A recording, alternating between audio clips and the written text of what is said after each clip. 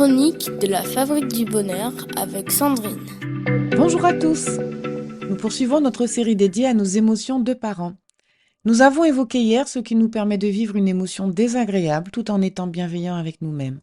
Aujourd'hui, nous abordons le poids de la colère dans notre vie. Nous avons tous vécu ces moments où la colère monte en nous et menace de tout submerger sur son passage. Frustration, fatigue et anxiété peuvent vite se transformer en agacement, colère et agressivité. C'est une réaction humaine tout à fait naturelle. La colère, qu'est-ce que c'est? C'est ce signal intérieur qui nous indique qu'un obstacle se dresse sur notre route ou que nos désirs ou nos besoins ne sont pas comblés. Cela peut provenir de diverses sources. Un objectif non atteint, une menace à notre sécurité ou même une communication tendue. Cependant, lorsque la colère devient hors de contrôle, elle peut entraîner des problèmes dans nos relations interpersonnelles et nuire à notre qualité de vie. De toutes les émotions, la colère est la plus rebelle et la plus difficile à maîtriser. Elle peut éclater pour diverses raisons. Une déception, une contrariété, un sentiment d'injustice ou encore lorsque notre environnement immédiat nous pèse trop lourdement sur les épaules. Nous ressentons alors de l'impuissance et nous avons l'impression de perdre le contrôle de la situation. Quand nos désirs sont contrariés, notre cerveau envoie des signaux de détresse, activant ainsi une cascade de réactions physiologiques.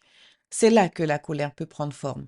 Le rythme cardiaque et la pression sanguine augmentent, tout comme le taux d'adrénaline qui envoie alors à notre cerveau le message qu'il y a menace et que nous devons réagir. Le plus souvent, c'est lorsque notre amour-propre ou notre dignité est menacée que nous réagissons avec colère.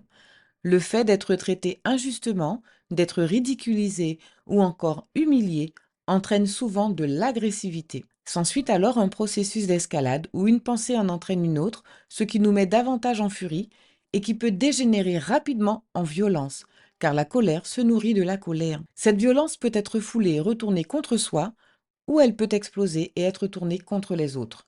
Dans un cas comme dans l'autre, ces deux extrêmes peuvent entraîner des conséquences très fâcheuses. Ce phénomène d'escalade explique entre autres pourquoi un événement bénin peut provoquer chez une personne déjà énervée et irritée une réaction violente et disproportionnée.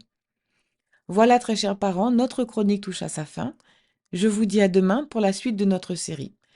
Pour les parents cherchant un accompagnement, planifiez votre rendez-vous directement sur le site www.fabriquedb.com. La première séance vous est offerte. Prenez soin de vous et surtout, prenez soin de ces précieux liens familiaux. C'était la Minute des Parents avec Sandrine.